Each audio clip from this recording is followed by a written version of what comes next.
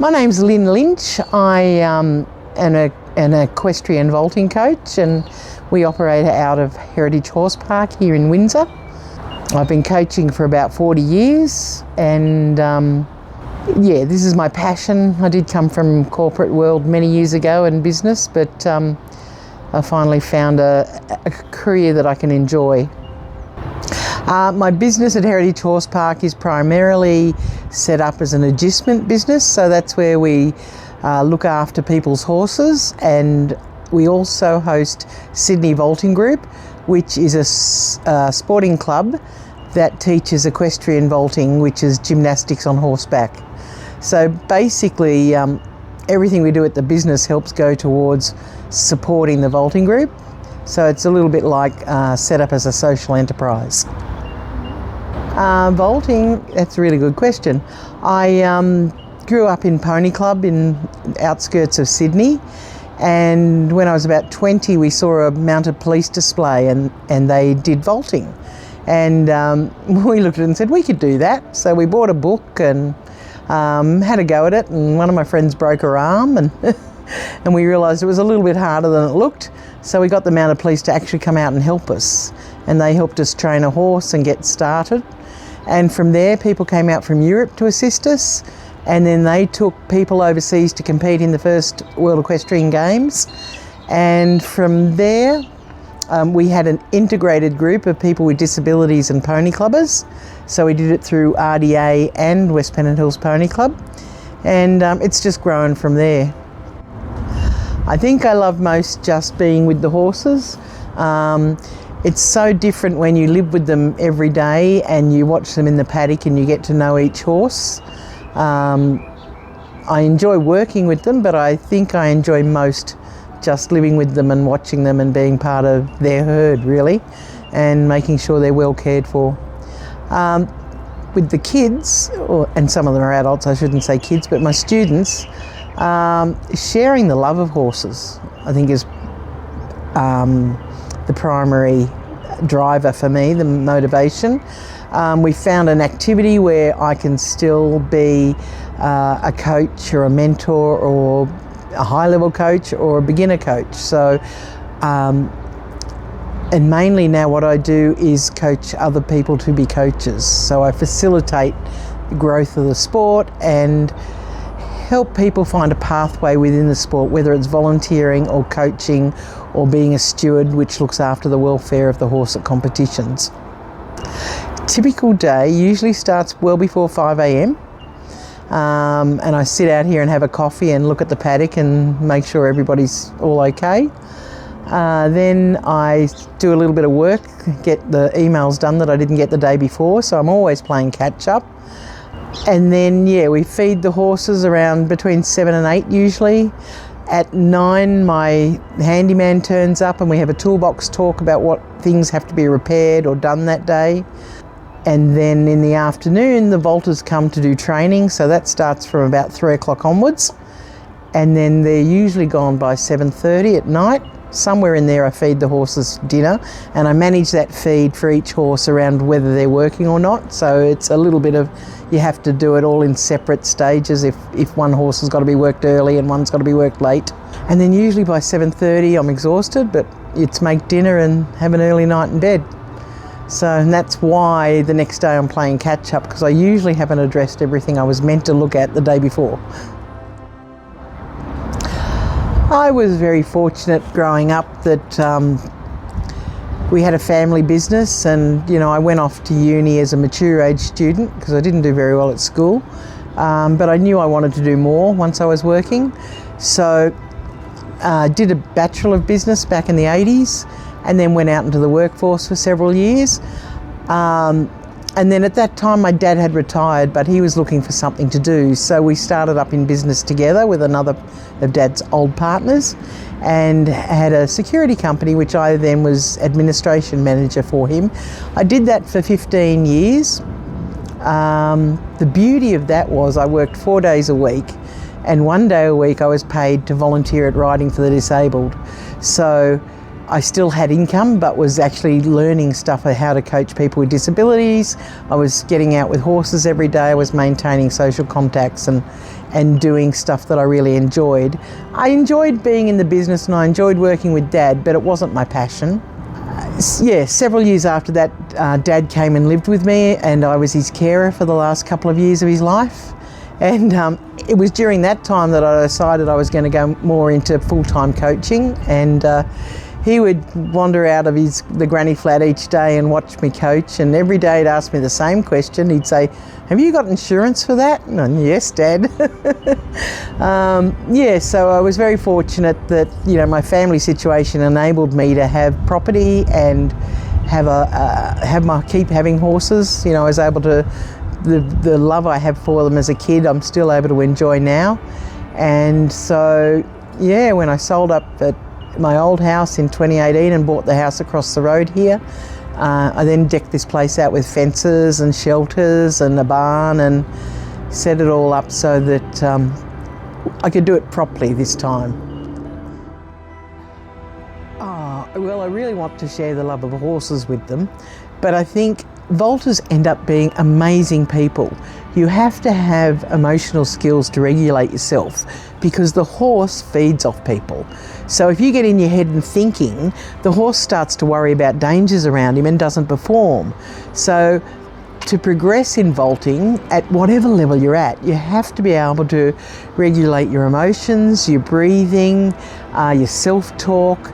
It's really important that the skills you need as a person growing up or becoming an adult actually can be found in this sport.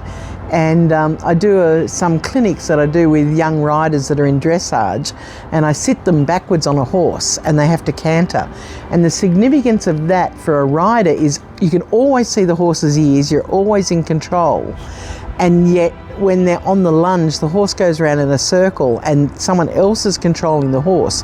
You put a rider on the horse and they're sitting backwards, they don't get the feedback of what's happening in the horse's mind. So it can reproduce fear and anxiety, or it can provide them with information about how they deal with uncertain situations themselves. Sometimes they breathe shallow, sometimes they laugh, tense up, sometimes they just freak out.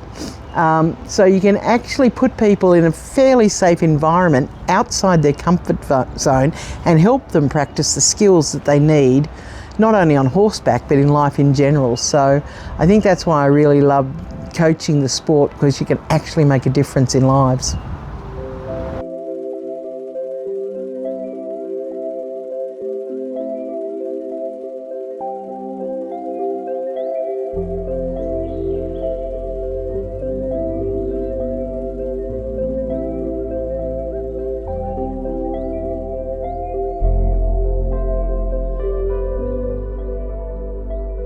So this is my happy place. Sometimes I come here to reflect and then sit and think and make future plans. I can overlook the whole property from here and see what we've done and feel accomplished about what we've done. And plus I love the history of the area. There's quite a culture around the Indigenous in this spot.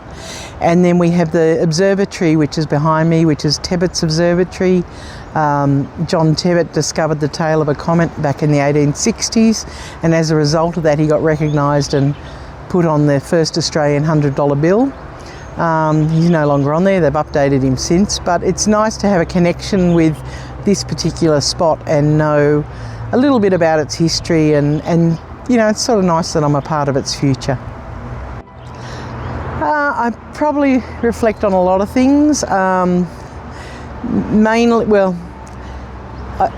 I probably spend more time on planning future things, and I don't spend a lot of time on reflection, but sometimes it's did yesterday's training session go well, and what should I do or who should I interact with to improve that experience for that person. But sometimes it's just in general taking stock of how things have changed. But most of the time it's planning for the future, and I just step away from the building and the people and the horses and just take time to think clearly. The toughest parts were the floods between 2020 and 2024. I think we had 8 floods. 3 of them went to the roof of my shed, so covered the whole property. And so we had to evacuate all the horses. The first year I lost a lot of my stuff, so it was a great way to cleanse everything and minimalise. I don't have anywhere near as many clothes or shoes now. Everything that comes to the property now, I look at it and go, am I going to be bothered if it got lost in the flood? Because you have to make so many decisions in that 24 hours in the lead up to evacuation.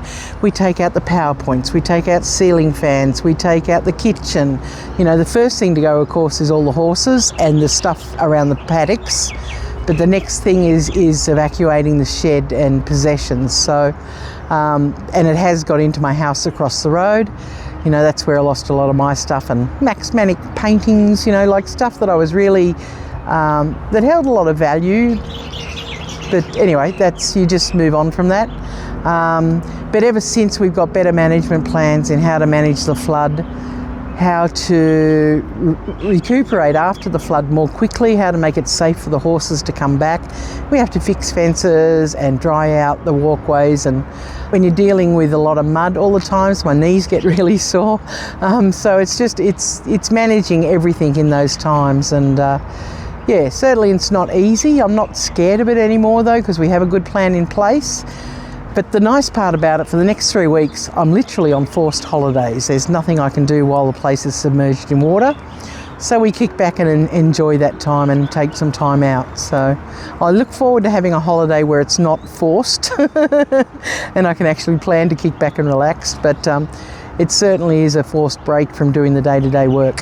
As a result, though, we have a great community. We have a great Member of Parliament, and Susan Templeman. She's joined us for flood recovery barbecues. She gets out in the floods in a red pink gumboots, and helps load stuff into the boats. I once had one of my horses, Nico, up on the hill on Tebbett's Observatory during the flood, which was fine. He was safe, but I couldn't get to him. So the emergency services had to take hay over to him over there, and the Tebbett family stayed there and fed him for me. So Susan put in, a bale of hay into the boat and a bottle of champagne for the people looking after him. And as the floodwaters rose more higher and higher, they had less space, and he just kept following them around for 8 days straight. Whatever they did, he did, and he'd look in their kitchen window and they'd send me pictures. Like, I knew he was safe, but it really concerned me that I couldn't get to him. But, during that time you have to manage all the horses getting fed wherever you've relocated them to, and that was one of them.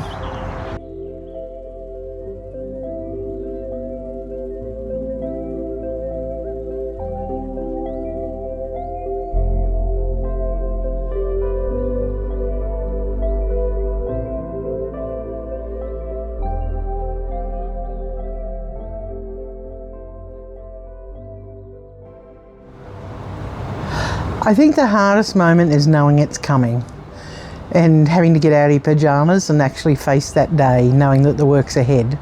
Once it comes, it's really beautiful. There are some great pictures from the floods, and some just amazing things happen and fun things happen, and every flood brings something different. We've had pumpkins and coconuts, and every flood brings a different vegetation. So we've had spinach all through the paddocks one year. This year we had gourds hanging from trees. Like, who has gourds?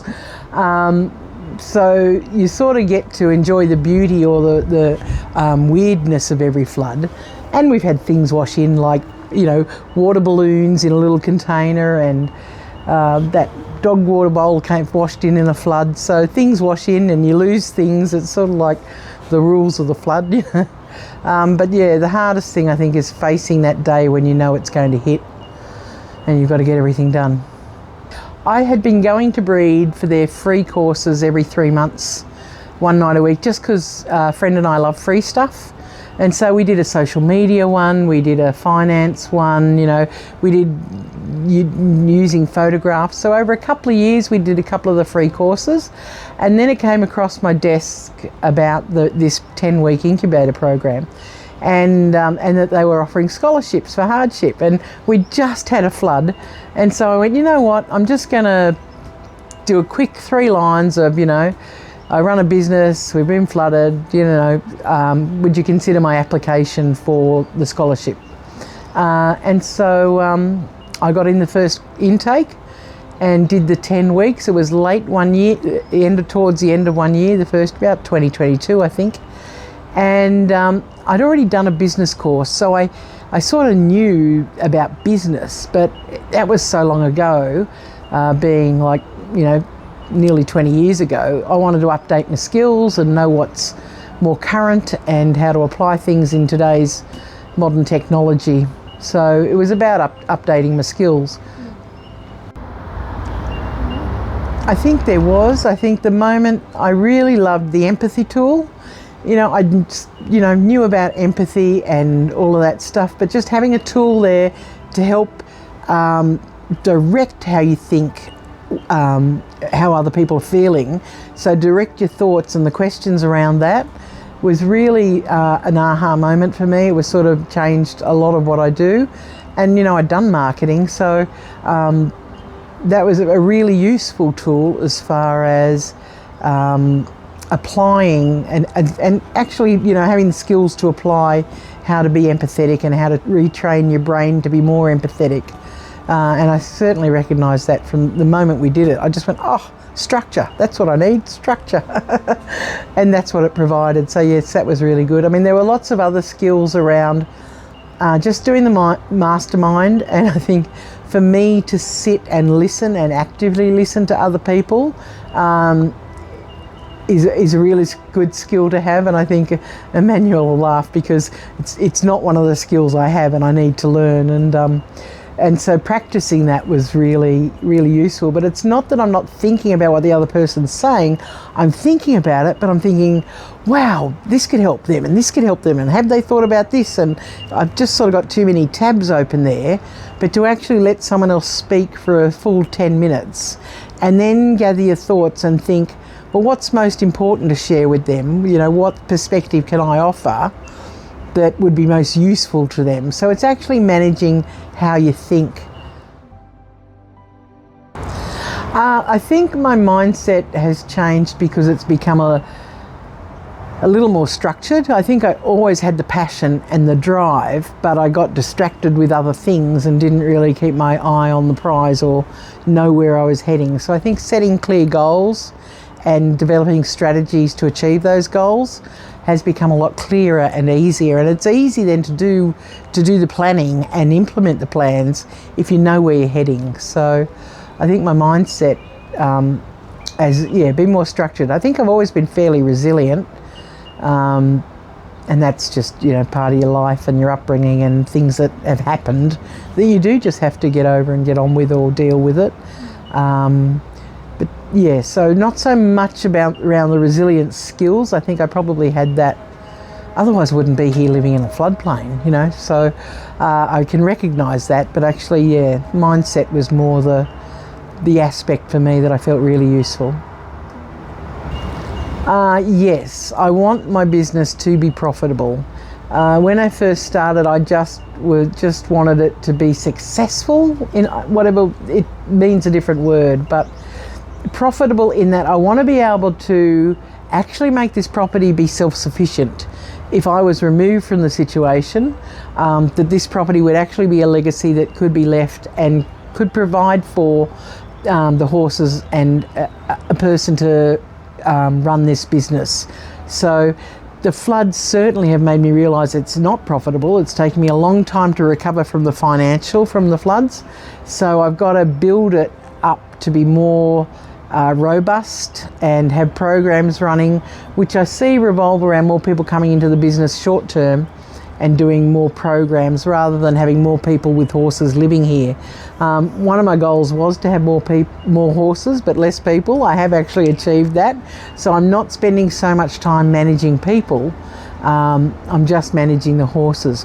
But having a more turnover in short-term programs, helping people engage in the sport, having more people benefit from the vaulting activity, as well as having more kids involved in sport, that's how I can see that it's going to be able to stand on its own 2 feet.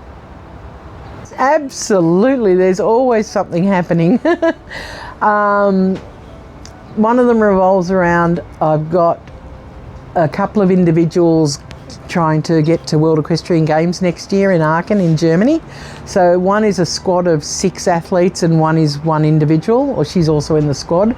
So we've been having international clinicians come over and work with them. They're busy training. They're aged between, I think, 19 and 28. So they're busy training, keeping fit, doing lots of stuff on the horses.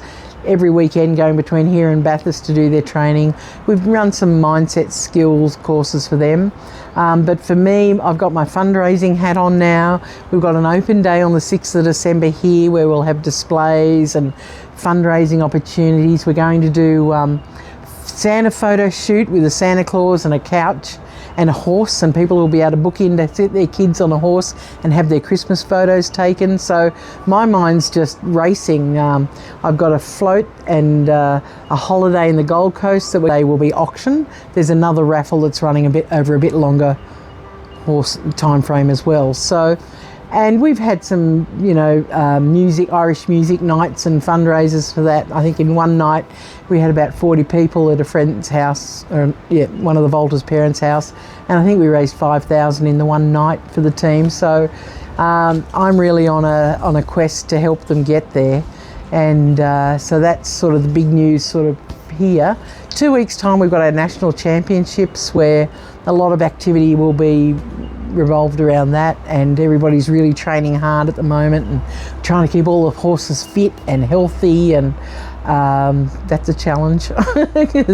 And the horse has to love what they're doing, so it's always a balance to make sure that they're well cared for, they get lots of riding, they get lots of variety, they enjoy the kids. The farrier, the teeth, the vet are all on board with maintaining their well-being, so there's always a lot of activity.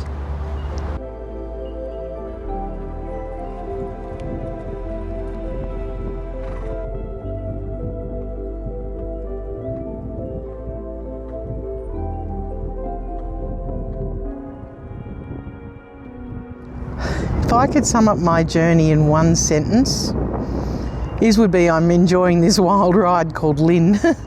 I'm loving the journey. Yep. I love where I live and I love what I do, so I'm pretty lucky in that respect. The single most important thing this journey has taught me about myself, that I think my parents would be proud.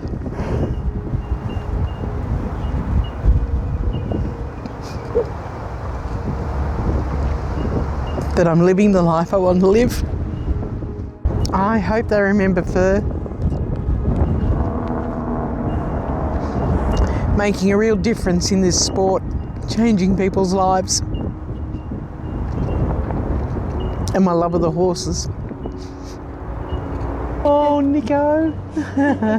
You're a good boy, aren't you? You solve all the problems of the world, mate, don't you?